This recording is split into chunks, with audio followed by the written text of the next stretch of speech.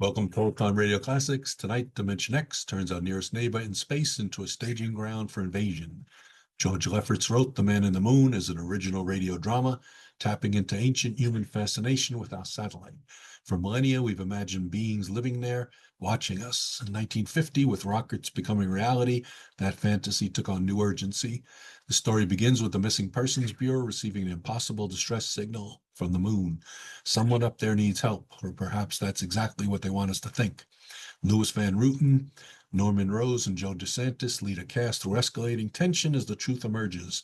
An invasion is being planned, and the moon is the staging area. In 1950, the moon remained mysterious. No spacecraft had photographed its far side.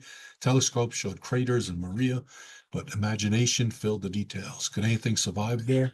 Were there ancient structures we couldn't see? The Cold War added menace to these questions. Soviet scientists were working on rockets. If enemy forces reached the moon first, they would control the ultimate high ground. Lefferts understood that invasion stories work because they externalize our fears. The aliens don't matter. What matters is the anxiety of being watched, targeted, and outmaneuvered by forces we can't see coming. You're a white woman, like me.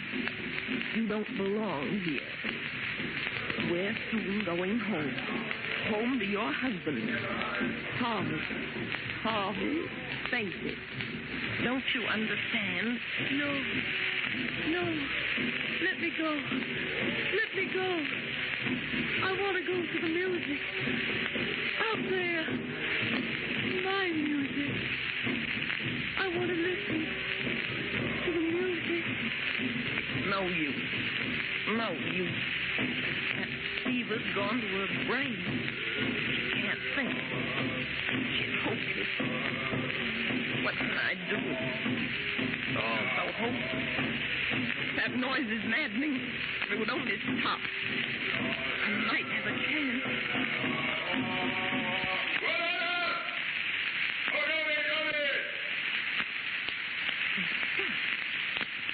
Thank heaven for that.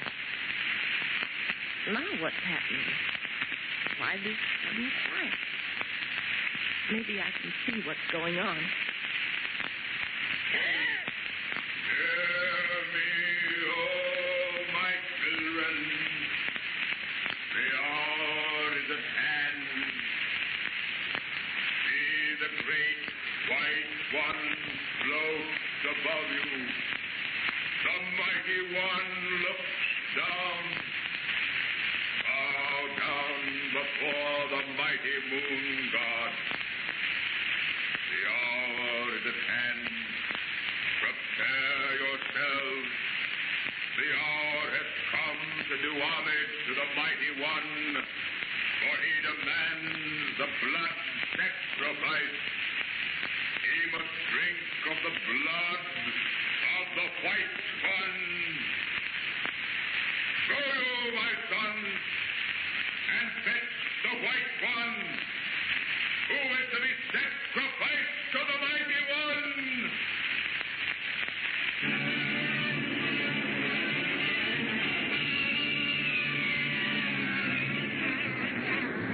The hour has come. The high priest, dressed in his weird ceremonial costume, gives the signal for the human sacrifice, and the young men move toward the hut where young Stacy's wife stands staring at the door.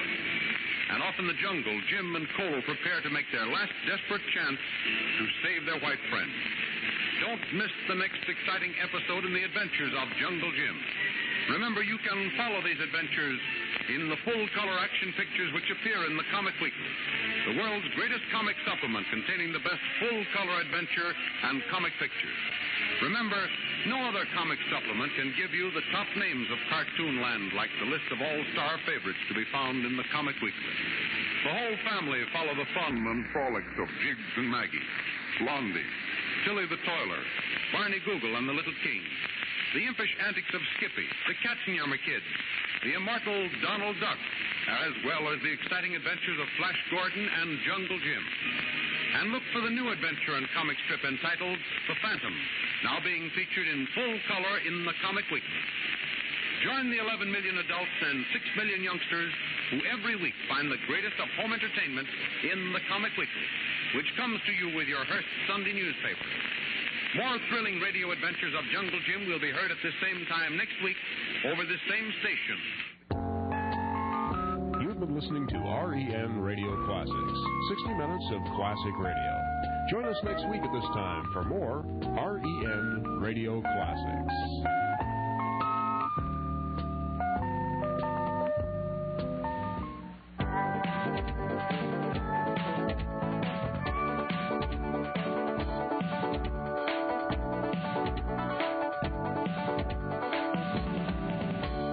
This is REN. Next, it's Dimension X, followed in 30 minutes by the Jello program. This is the Radio Entertainment Network. Wheaties present Dimension X. Adventures in time and space, transcribed in future tense.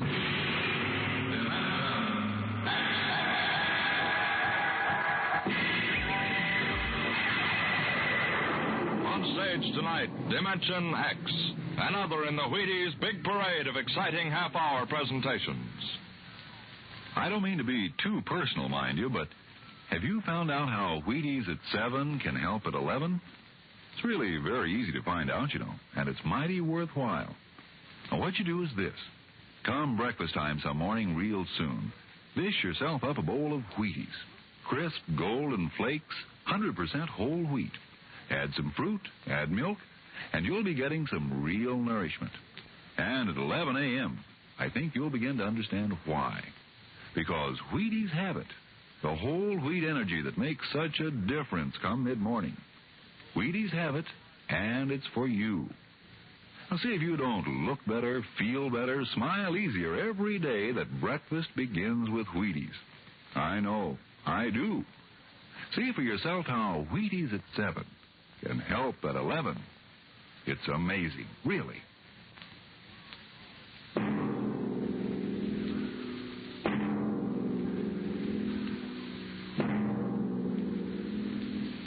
Do you remember when you were young, how your elders would tell you bedtime stories about the man in the moon?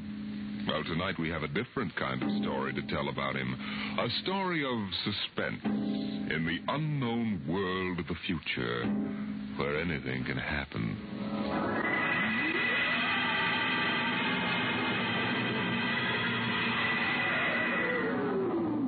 Attention. Attention. This is the Federal Bureau of Missing Persons calling all local agencies. Attention. This is a coded report nationwide. Missing since 9 o'clock this morning the following persons. Smidgley Jonathan, 5 feet 8 inches tall, brown hair, brown eyes, mastoid. Hello. Hey, get off this wavelength. This is a restricted band. Hello. Look, whoever you are, you're on a coded wavelength. Now tune out. This frequency is reserved for the Federal Bureau of Missing Persons. Hello, Earth. This is the moon calling Earth. Hello, Earth. This guy's loony. Transmitting room. Jake in transmission. Jake, this is Charlie in the code room. Some crackpot's on our frequency. Yeah, I heard him, Charlie. I've got CQ trying to trace it now. Yeah, well, hurry it up, will you? Some ham's in for a good stiff fine by the FCC. They ought to take his license away. Oh, here comes Lenny with a directional fix. Yeah, Jake. I checked it 4 times. What? This is impossible, and you know it. I can't help it. Hey, what's going on down there? How about it? Get that ham out of my killer sight. Listen, Charlie, that interference is being beamed from 240,000 miles away. Oh, now, Jake, you know there ain't no such thing as 240,000 miles away. Oh, yes, there is, Charlie. Straight up. Straight... Hey, now, wait a minute. Charlie, that signal's coming from the moon. Are you nuts? Somebody might be bouncing it like a radar signal. Radar on this frequency? Where did you study basic radio? Listen, flathead, you asked for a fix. I gave the best fix our instruments can find. Now take it or leave it. Somebody on the moon is calling the Bureau of Missing Persons.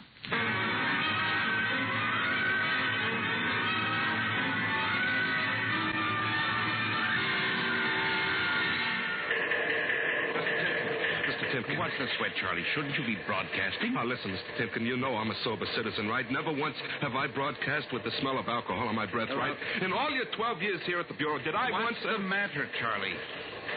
We're picking up a message on our wavelength. Well, did you report to the FCC? I ain't got the nerve. Well, what's wrong? You'll scream when you hear this, Mr. Timken. You'll jump right out the window, but we are getting an SOS from the moon.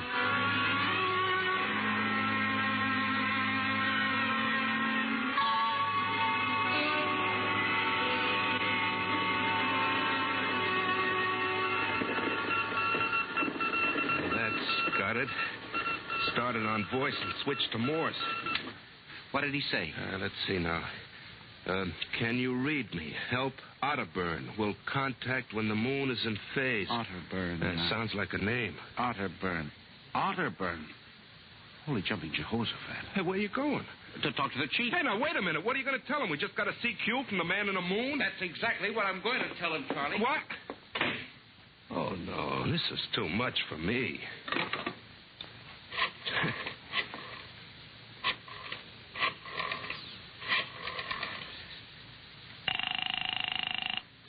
Washington Star-Ledger. Let me have O'Brien on the city desk, huh? One moment. O'Brien speaking. Seamus? Yeah? This is Charlie Starbuck down at the Missing Persons Bureau. You want a hot one? No kidding. This'll cost you a beer, okay? Shoot, Buck. I'll stay in your wavelength for 30 seconds. Yeah, okay. We just got a radio message from the moon. What? From the moon. Call me back when you're sober. Okay, Seamus, if you don't know a story when you see one. I'll send you the name of a good psychiatrist. So long, Orson Welles. Orson Welles? Hey, how do you like that? He don't believe me.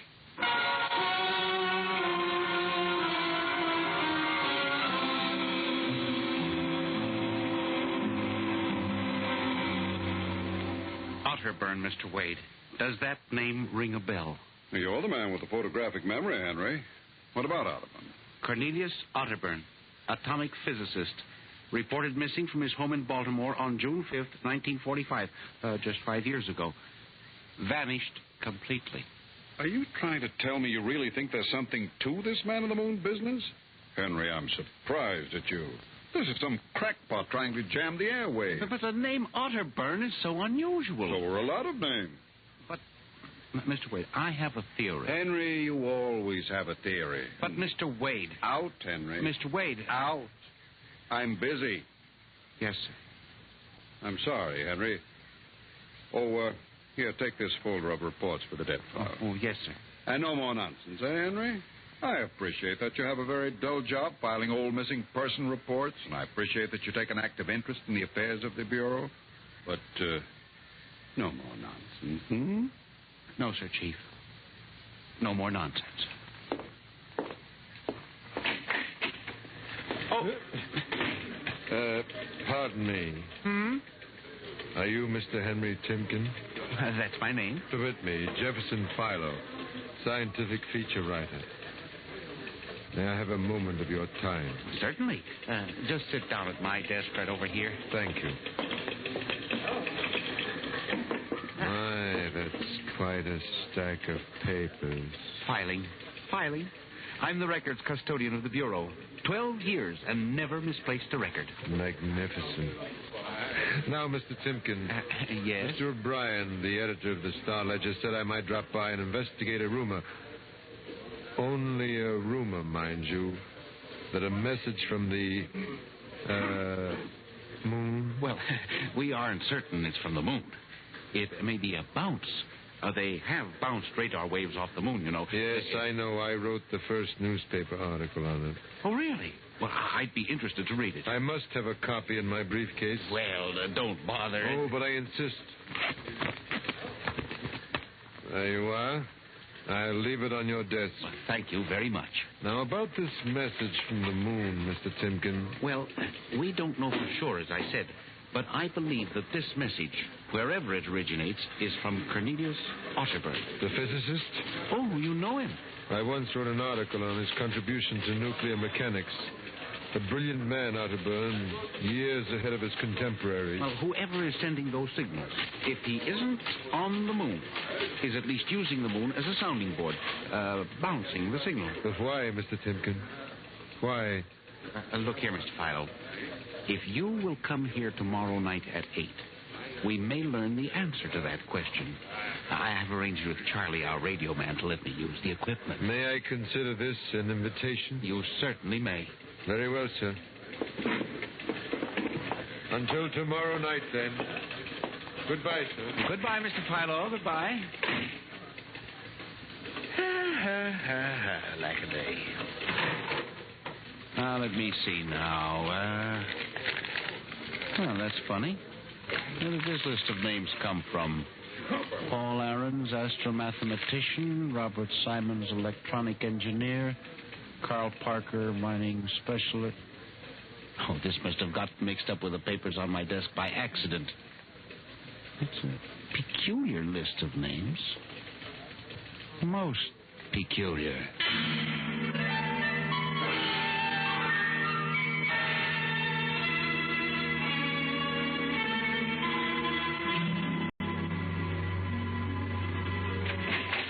Good morning, Charlie. Oh, hi, Mr. Tipkin. I see we made the papers. Oh? And how? And as the chief steamed up about it. What did the paper say? Mostly ha-ha. Here's the Herald. Oh? Oh, brother, what a panty. Uh-huh. Oh, dear. Oh, my.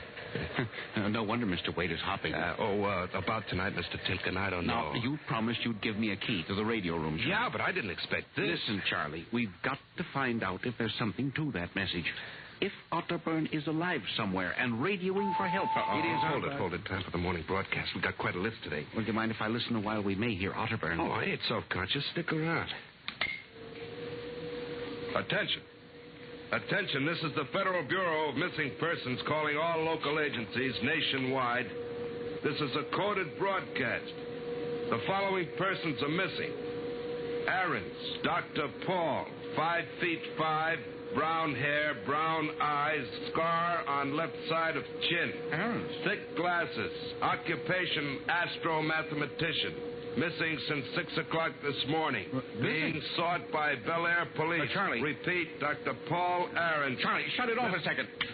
Oh, now, listen, Mr. Timken. It's okay to stay, but you can't interrupt. This is important. Now, what time was Dr. Aarons reported missing? 6 a.m. We got the report from Bel Air less than an hour ago. Are you certain, Charlie? Yeah, positive. What is this? Charlie, what's the next name on the list? Let's see. Simons, Robert. What? Engineer. Came in less than 20 minutes ago. 20? What's the matter with you? You look like you've seen a ghost. Nothing, Charlie. Except that last night, quite by accident, someone left a list of names on my desk, and that list included the names of those two men who weren't reported missing until an hour ago. What? Yeah, that don't sound right to me. It isn't right, Charlie. Which raises a question. Who would make up a list of missing persons before they were missing, not after?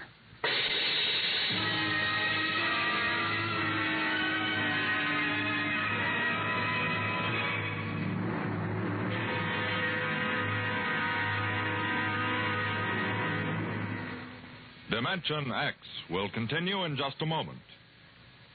You know, friends, when I talk about Wheaties Breakfast of Champions, I mean something like this. Champions do eat Wheaties because they feel Wheaties give them energy they need and because they just plain like the way Wheaties taste. And even though they are champions, that isn't unusual. Sort of the way you and I look at it, isn't it? Here's Ed Prentice with a perfect illustration of my meaning. Now, young man, will you tell us what you do for a living? I pitch. You what? Pitch. You know, baseball. They have a baseball team, you have to have a pitcher. I'm a pitcher. I pitch. Oh, yes, I see. And are you on a team? Yes, sir. I'm on the Cleveland Indians. Cleveland Indians, hmm? What is your name, young man? I'm Bob Feller, and you know it as well as I do, Ed. Sure I do, Bob. It's good to see you. This makes your 14th season playing with the Indians, doesn't it? Yeah, Ed. 14 years. Well, tell me, Bob, how long have you been eating Wheaties? Oh, about 20 years, give or take a couple. You mean you started eating Wheaties before you started playing ball? Why, of course. What's so strange about that? Most people start eating Wheaties before they get to playing ball.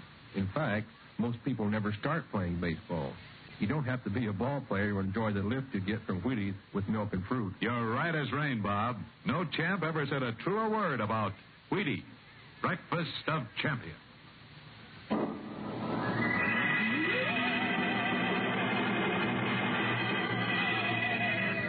And you say this list of names was left on your desk accidentally? I believe so, Mr. Wade.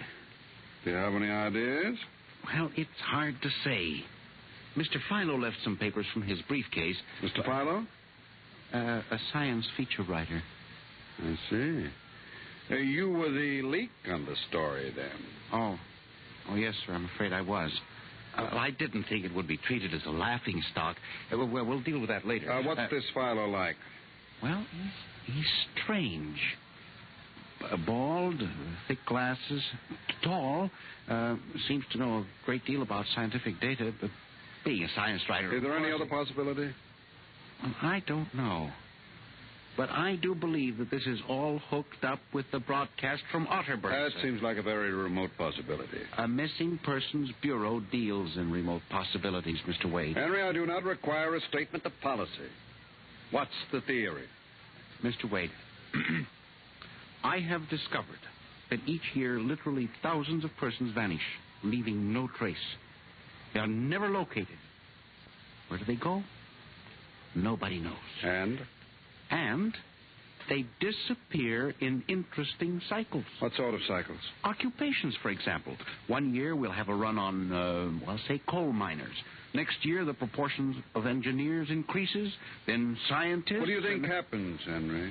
Well, I don't know, Mr. Wade. But I'm beginning to suspect that somebody else has discovered the same phenomenon.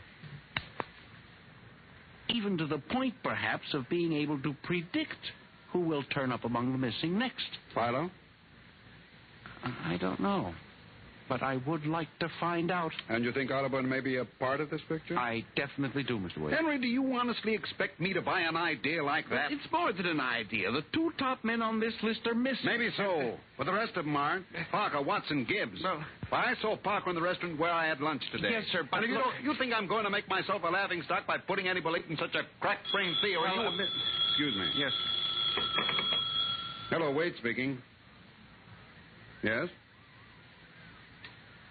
Yes, I see. What name? Just a moment. Henry, let me see that list again. Oh, yes, sir. Here you are, sir. Go ahead. I see. I'll get back to you. I guess I owe you an apology, Henry. Yeah, sir? Carl Parker was just reported missing. Parker? The third man on your list. Holy mackerel. Exactly. Henry, perhaps I've underestimated you. Maybe this time you really stumble onto something. What do you intend to do, Mr. Wade? I don't know. I haven't thought it out yet. I was planning to listen for another broadcast tonight in the hope that Otterburn might try to contact us again. I'll join you. I also invited Mr. Philo, the science feature writer. I'll be glad to meet him. I'm beginning to get interested in your Mr. Philo. Mr. Wade, you don't think... that he's mixed up in this? I don't know, Henry. Well, Mr. Wade, let's contact the police. No, Henry, I think we're better off keeping this between ourselves for the moment. I don't want the police laughing at the Bureau if you're wrong. I don't know, Mr. Wade. Besides, there may be more danger than you realize. Let's keep it quiet. Shall we, Henry? Yes, sir. I didn't realize there was any danger.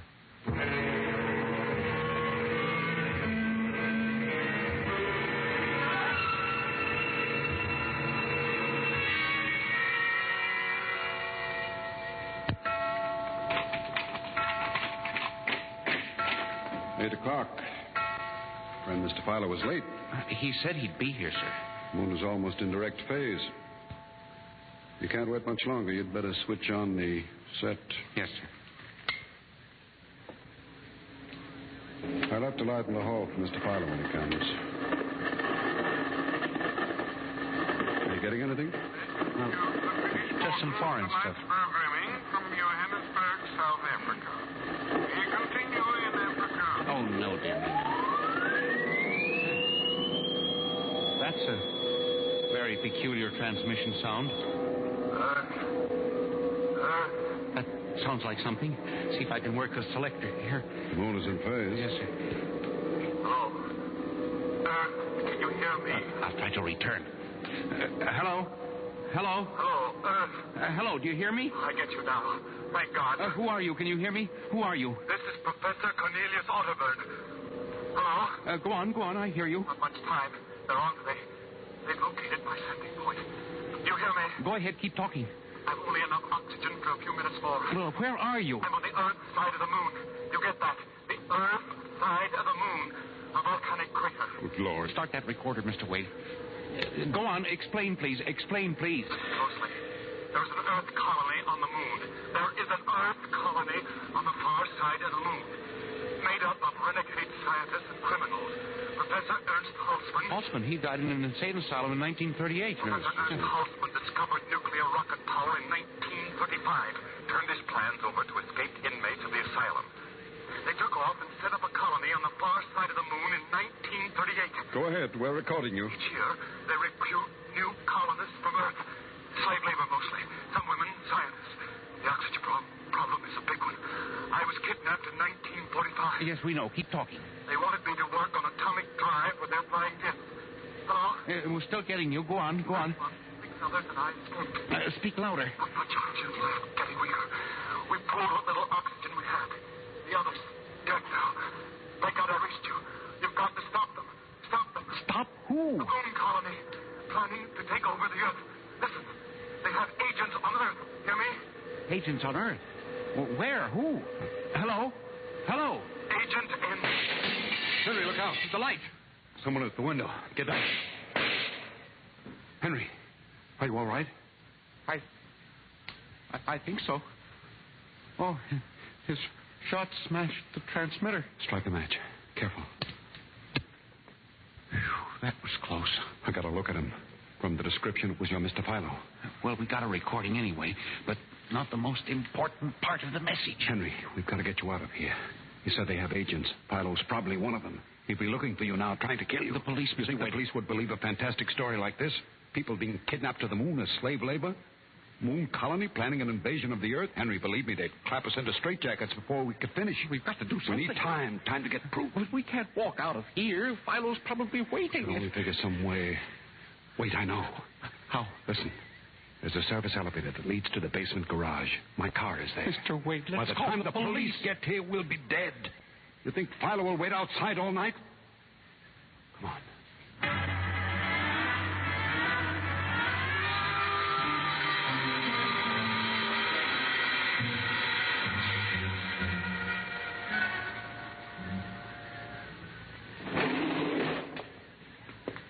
This is the basement. Come on. Keep to the side. Yes, sir. Shh. Here's the car. All right, Henry. You open the garage door, then jump into the car. We'll make a dash for it. Where can we go? I have a farm outside Chevy Chase. It's private, miles from the nearest neighbor and completely hidden by trees. We'll run for that. Go ahead, start the door up. All right, Mr. Wade. Quick, jump in. Yes, sir.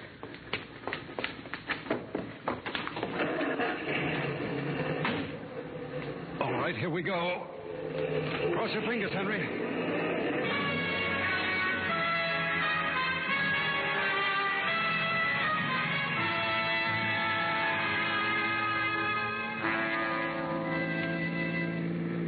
We made it out all right. Anything doing? Well, there's a blue coupe behind us. It seems to be following. I'll cut up Pennsylvania Avenue and out Route 1 toward Baltimore. It is following. He turned with us. Can you go faster? Not much faster. He's gaining on us. I've got an idea. Hang on, Henry. Yes. Why did you stop? Turn off the lights, quick.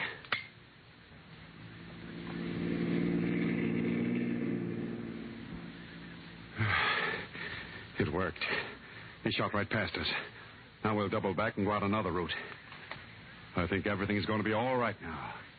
We can be at my farm in less than an hour.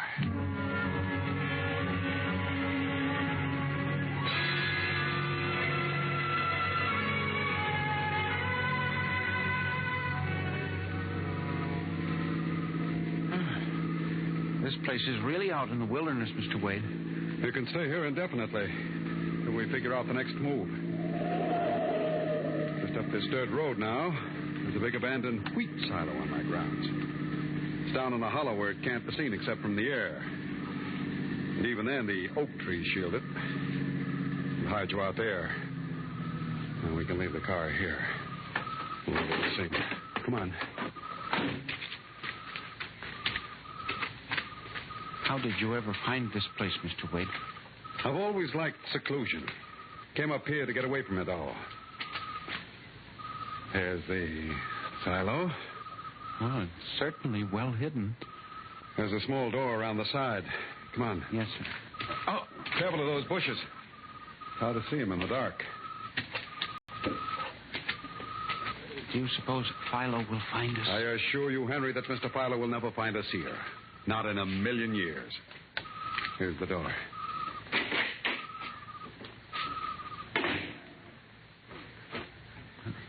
It's pitch dark. Hold my arm. I know the way. Just a few steps up, then another door. Yes.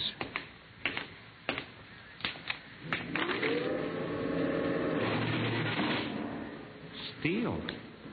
This is an unusual silo. Double walls, wood outside, steel inside. Completely fired. An army couldn't wreck it. We're inside the inner shell. Careful. You're in a circular room. Here a moment. I'll go outside and see if the coast is clear. In a moment, your eyes will become accustomed to the darkness. I'll bring back some food and water. Well, don't be long, Mr. Wade. This place gives me the willies. I'll just be a moment. Yes, sir.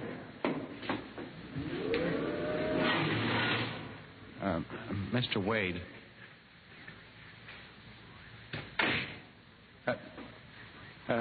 Mr. Wade. I swear I hear something. Mr. Wade. What's that? There is something. Good Lord. There's someone in here. It's locked. Oh, no. Oh, this must be a light switch. Oh, thank God. Oh, no. People. 10, 15, 20 of them. Mr. Wade! Help! Help! Will do you no good to shout, Henry. Mr. Wade, where are you? Outside, speaking over the intercom. Mr. Wade, there are people in here. 15 or 20 of them. They're sitting like statues just staring at me. They won't hurt you, Henry. They've all been drugged. They're even more helpless than you. Yes, but who are they? Permit me to introduce them, Henry, since they're currently unable to introduce themselves. The gentleman seated before you is Dr. Paul Ahrens, the astromathematician. Ahrens? Next to him is Mr. Robert Simons, electronic engineer. Names on the list? Yes. They've all been recruited for work with Professor Halsman's group on the moon. On the moon?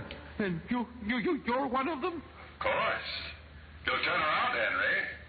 You'll recognize the drugged form of your old friend, Mr. Philo. Philo? But I thought... That he was part of the conspiracy? No, on the contrary.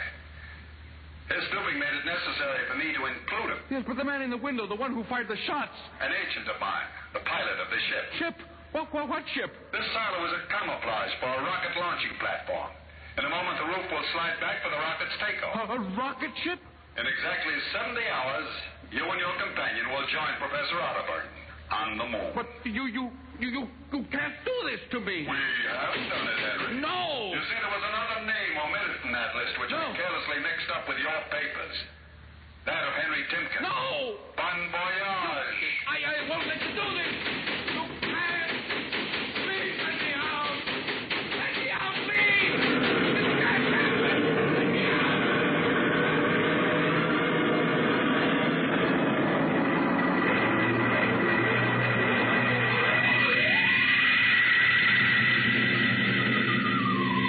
Attention. Attention. Missing since 8 o'clock last night. The following persons. Timken Henry, age 45, height 5 feet 8, brown eyes, slightly balding.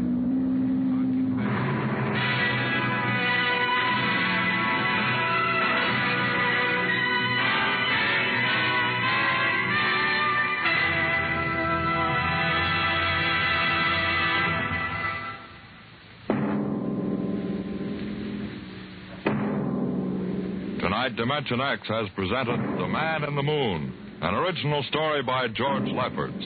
Featured players were Louis Van Rooten as Henry Timken and Santis Ortega as Wade. Your narrator was Norman Rose. Music by Albert Berman, engineer Bill Chambers. Dimension X is produced by Van Woodward and directed by Edward King. In a moment, we'll tell you about next week's show. And now, here is your Wheaties man, Frank Martin. Everybody knows whole wheat has vitamins and minerals in quantities.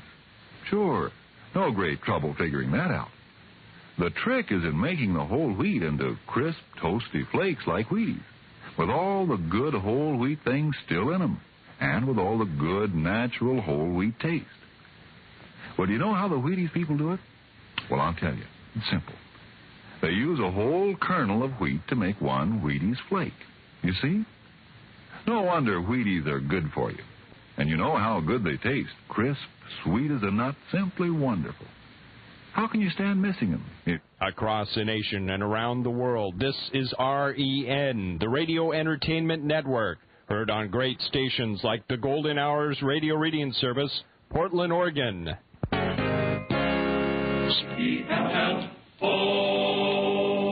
The Jell-O program, starring Jack Benny, with Mary Livingston, Phil Harris, Dennis Day, and yours truly, Don Wilson.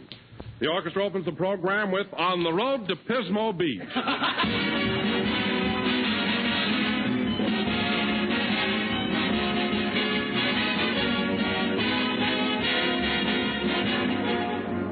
You know, ladies